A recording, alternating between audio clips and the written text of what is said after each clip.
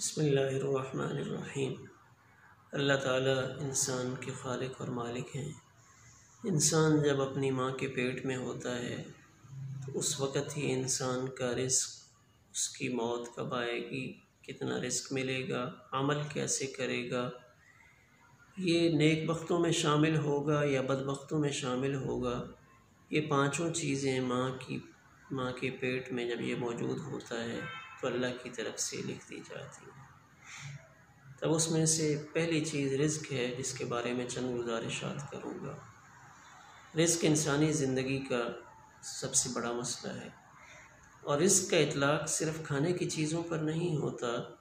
بقول علماء انسان کی جتنی ضروریات ہیں زندگی کی، ان سب پر رزق کا اطلاق ہوتا ہے۔ یعنی کھانے پینے سے ہٹ کر زندہ رہنے کے لیے جن چیزوں کی ضرورت ہے ان سب کو رزق کے اندر شامل کیا جاتا ہے۔ تو اب رزق کو حاصل کرنا انسان کی ضرورت ہے۔ تو اب جس اللہ نے ہمیں بنایا، اس اللہ نے ہمارے لیے کچھ ہدایات بھی جاری فرمائی کہ رزق تم نے کیسے حاصل کرنا ہے۔ تو اس رزق کے حاصل کرنے کے کچھ اسباب ہیں جو کتابوں میں لکھے ہیں۔ ان میں سب سے پہلا سبب کہ انسان اس دنیا میں حصول رزق کے لیے جو مروجہ جائز طریقہ کار ہیں، اسباب ہیں، ان کو اختیار کرے۔ تجارت کا پیشہ اختیار کرے، کھیتی باڑی کرے، ملازمت کرے، یعنی غرض جو جائز ذرائع ہیں رزق کو حاصل کرنے کے، ان کو اختیار کرے۔ اس کی طرف اشارہ ملتا ہے قرآن پاک کی آیت سورہ ملک کی، وَالَّذِي جَعَلَ لَكُمُ الْأَرْضَ ذَلُولًا فَامْشُوا فِي مَنَاكِبِهَا وَكُلُوا مِن رِّزْقِهِ، اس زمین پر چلو پھرو اور اس کے رزق میں سے کھاؤ، یعنی اس زمین پر حرکت کرو، محنت کرو۔ تو یہ پہلا سبب ہے، یعنی انسان اس دنیا چونکہ دارالاسباب ہے اس لیے سبب اختیار کرے، پہلے نمبر۔ اب آگے جو اسباب ہیں ان کا تعلق اسی پہلے سبب کے ساتھ ہے، یعنی اس پہلے سبب کو وہ فیصلہ کن نہ سمجھیں کہ بس میں نے چونکہ سبب اختیار کر لیا ہے تو اب میرا سب کچھ ٹھیک ہو جائے گا، ایسا نہیں۔ اب دوسرے نمبر پہ انسان تقوی اختیار کرے۔ تقوی کا مطلب ہر کام میں اللہ کا ڈر اور خوف، اوامر اور نواہی کہ اللہ کے احکامات کیا ہیں، یعنی اللہ نے کیا کرنے کا حکم دیا ہے اور کن چیزوں سے اللہ نے روکا ہے، اوامر و نواہی کو اختیار کرے۔ خوف خدا یعنی یہ استحضار رکھے، یہ کیفیت پیدا کرے کہ میں جو کچھ بھی کر رہا ہوں یہ اللہ کے علم میں ہے۔ اللہ تعالیٰ ان ساری چیزوں کو یعلم خائنۃ الاعین وما تخفی الصدور، سب کچھ کو اللہ جانتا ہے۔ تقوی ومن یتق اللہ یجعل لہ مخرجا، جو تقوی اختیار کرے گا اللہ اس کے لیے تنگی سے نکلنے کا راستہ پیدا کرے گا۔ تو گویا کہ تقوی اختیار کرنا مشکلات سے نکلنے کا سبب ہے۔ تقوی اختیار کرے گا تو پھر اللہ کی طرف سے اس کو رزق ملے گا، جو مل رہا ہے وہ باعث برکت بن جائے گا، اس کے اندر سے شر ختم ہو جائے گا۔ تو تیسرا سبب کثرت استغفار۔ اللہ تعالیٰ نے سورۃ نوح میں ذکر فرمایا استغفروا ربکم انہ کان غفارا یرسل السماء علیکم مدرارا وَيُمْدِدْكُمْ بِأَمْوَالٍ وَبَنِينَ وَيَجْعَلْ لَكُمْ جَنَّاتٍ وَيَجْعَلْ لَكُمْ مَنْهَارًا، یعنی اسباب اختیار کرنے کے بعد تقوی بھی اختیار کرے۔ اب اگر کمی بیشی رہ گئی ہے تو استغفار کرے، یعنی استغفار کثرت کے ساتھ کیا جائے کہ استغفار کے فائدے بہت قرآن پاک میں ذکر کیے گئے ہیں۔ تو ایک فائدہ کہ جب انسان استغفار کرتا ہے تو اللہ تعالیٰ یمددکم باموال، اللہ تعالیٰ اس کی مدد کرتے ہیں مال سے، یعنی اللہ اس کو مال دیتے ہیں۔ تو پہلا اسباب اختیار کرنا، دوسرا تقوی اختیار کرنا، تیسرا کثرت استغفار۔ حدیث پاک میں بھی ہے من لزم الاستغفار، جس نے استغفار کو لازم پکڑا جعل اللہ له من کل ہم فرجا ومن کل ضیق مخرجا وَرَزَقَهُ مِنْ حَيْثُ لَا يَحْتَسِبُ وَيَرْزُقْهُ مِنْ حَيْثُ لَا يَحْتَسِبُ کہ جو استغفار کو لازم پکڑتا ہے اللہ تعالیٰ اس کو ہر غم سے نجات دیتے ہیں، ہر تنگی سے وہ نکل آتا ہے، اور ایسی جگہ سے اس کو رزق ملتا ہے جہاں سے اس کا وہم و گمان بھی نہیں ہوتا۔ اور چوتھی چیز توکل علی اللہ، اللہ پر بھروسہ کرنا۔ وَمَن يَتَوَكَّلْ عَلَى اللَّهِ فَهُوَ حَسْبُهُ، جو اللہ پر بھروسہ کرے وہ اللہ اس کے لیے کافی ہے۔ یعنی انسان اسباب اختیار کرے، لیکن اس سبب کے اختیار کرنے کے بعد کہ میں نے تو بہت بڑی شاپ بنا لی ہے، میری جاب لگ گئی ہے، مجھے رزق کا کوئی مسئلہ نہیں ہے، یہ نہیں ہے۔ یہ سب کچھ ہونے کے بعد بھی پورا اعتماد اللہ پر کہ رزق دینے والی ذات اللہ کی ہے، تو اللہ جب چاہے ہمیں محروم بھی کر سکتا ہے، اس لیے اللہ پر پورا اعتماد، بھروسہ، توکل علی اللہ۔ وَمَن يَتَوَكَّلْ عَلَى اللَّهِ فَهُوَ حَسْبُهُ، جو اللہ پر بھروسہ کرے گا اللہ اس کے لیے کافی ہو جائے گا۔ نظریں اللہ پر ہو، پورا اعتماد اللہ کی ذات پر ہو۔ اور پھر پانچویں چیز، پانچواں سبب حصول رزق کے لیے دعا۔ یہ نہیں ہے کہ میں چونکہ سبب اختیار کر بیٹھا ہوں تو بس یہی کافی ہے، مجھے اللہ سے مانگنے کی ضرورت نہیں ہے، جب کسی مشکل میں پھنس جاؤں گا تو پھر مانگوں گا، ایسا نہیں۔ بلکہ انسان کو چاہیے کہ وہ اللہ سے رزق کے لیے دعا بھی مانگے، اس لیے کہ اللہ نے خود فرمایا فَإِنَّ اللَّهَ هُوَ الرَّزَّاقُ ذُو الْقُوَّةِ الْمَتِينُ، کہ رزاق تو وہ اللہ کی ذات ہے جو بڑی قوت والی ہے۔ تو رزاق چونکہ اللہ ہیں لہذا جس کے پاس جو چیز ہو وہ اس سے مانگنی چاہیے۔ تو چونکہ رزق کے سارے خزانے اللہ تعالیٰ کے اپنے اختیار میں، لہذا اللہ نے خود فرمایا ادعونی استجب لکم، مجھے سے دعا مانگو، میں ہی دعاؤں کو قبول کرتا ہوں۔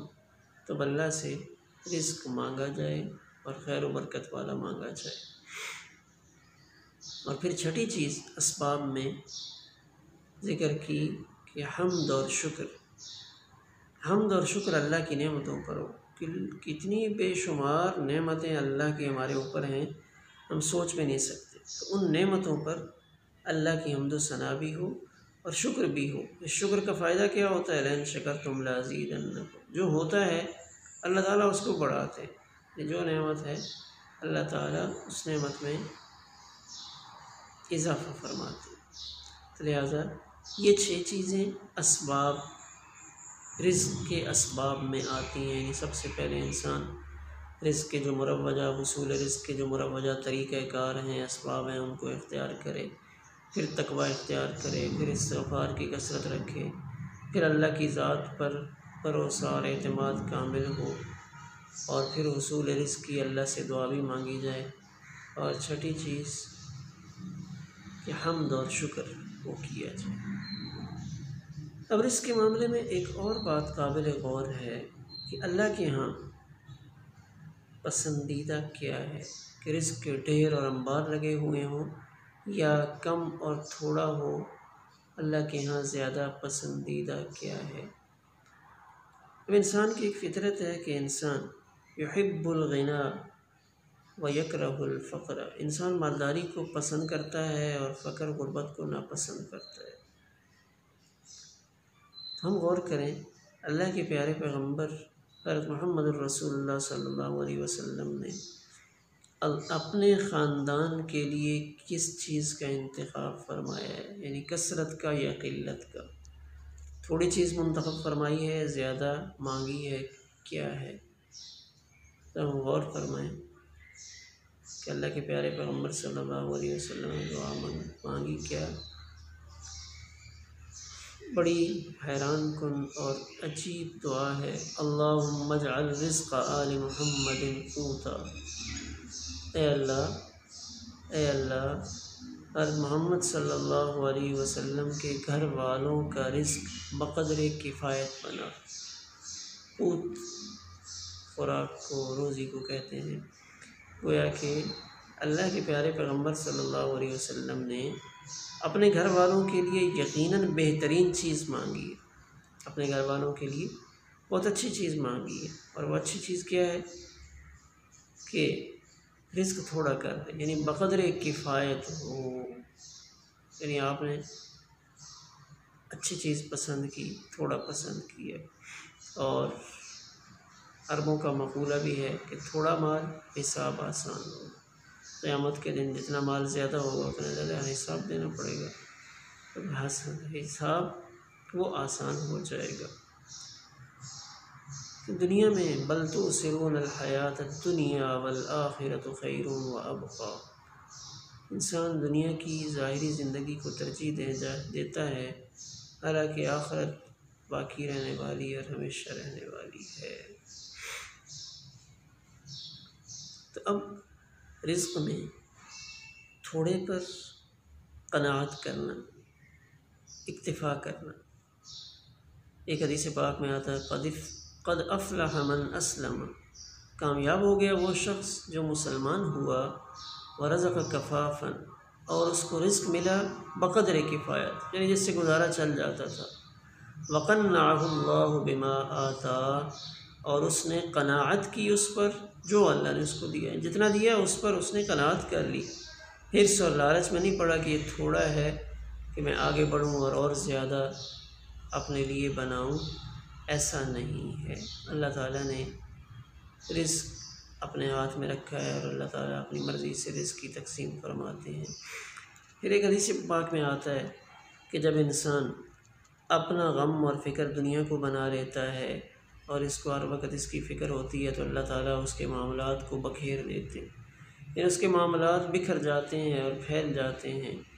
اب وہ بڑی کوشش کرتا ہے کہ کام قابو میں آئے، لیکن کام قابو میں نہیں آتا، جو اللہ کی طرف سے فیصلہ ہوتا ہے وہی ہو کر رہتا ہے، اور وہ اپنے آپ کو تھکا دیتا ہے، لیکن ملتا اتنا ہی ہے جتنا اللہ کی طرف سے فیصلہ ہوتا ہے۔ اور پھر دوسرے رخ پہ حدیث پاک میں بیان کیا گیا کہ جس کی فکر آخرت کا اصول ہو، وہ شخص جو آخرت کو مقدم رکھے تو اس کے کام سمٹ جاتے ہیں، اس کا دل غنی ہو جاتا ہے۔ تو دل کی غنا اصل ہے، یعنی جو آخرت کو مد نظر رکھتا ہے تو اس کی تھوڑی سیل بھی ہوتی ہے، تب بھی وہ شخص دل کا غنی ہوتا ہے، اس کے دل میں کسی قسم کا بوجھ نہیں ہوتا، اور دنیا اس کے پیچھے ذلیل ہو کر آتی ہے۔ وہ جو دنیا سے بھاگ رہا تھا، پیچھے ہٹ رہا تھا، دنیا ذلیل ہو کر اس شخص کے پیچھے آتی ہے۔ لہٰذا رجوع اللہ زیادہ ہو، اللہ سے مانگا جائے، تھوڑا مل رہا ہے تو اس پر کفایت کی جائے، اور حرص میں انسان اپنے آپ کو بہت زیادہ نہ لگا لے۔ آج انسان زیادہ رزق کے چکر میں اپنے اوپر بہت زیادہ ڈیوٹیاں لگاتا جاتا ہے، مشقتیں ڈالتا جاتا ہے، لیکن ملتا وہی ہے جو اللہ کی طرف سے مقدر ہے۔ اللہ تعالیٰ ہم سب کو رزق کے جو اسباب ذکر کیے گئے ان کو اختیار کرنے کی توفیق عطا فرمائے۔ ایک چھوٹا سا عمل رزق میں برکت کے لیے، موطا امام مالک میں ایک حدیث پاک ہے کہ جو شخص فجر کی سنت اور فرض کے درمیان ایک تسبیح سبحان اللہ وبحمدہ سبحان اللہ العظیم استغفر اللہ، سبحان اللہ وبحمدہ سبحان اللہ العظیم استغفر اللہ، یہ پڑھ لے تو اللہ تعالیٰ اس کو برکت والا رزق عطا فرماتے ہیں۔ اس کو روزی ایسی جگہ سے ملتی ہے جہاں سے اس کا وہم و گمان بھی نہیں ہوتا۔ ایک عمل اور علماء بیان کرتے ہیں رزق کی برکت کے لیے کہ جب انسان گھر میں داخل ہو تو گھر میں داخل ہونے کے بعد السلام علیکم ورحمۃ اللہ کہے، چاہے گھر میں کوئی ہو یا نہ ہو، پھر ایک دفعہ درود پاک پڑھے۔ گھر میں داخل ہونے کے بعد پہلے سلام، پھر درود پاک، اور پھر اس کے بعد سورۃ اخلاص قل هو اللہ احد پڑھ لے، تو اس کو بھی رزق میں برکت لانے والے اعمال میں شمار کیا ہے۔ اللہ تعالی ہم سب کو برکت والی حلال روزی وافر مقدار میں عافیت و سہولت کے ساتھ نصیب فرمائے۔ السلام علیکم ورحمۃ اللہ۔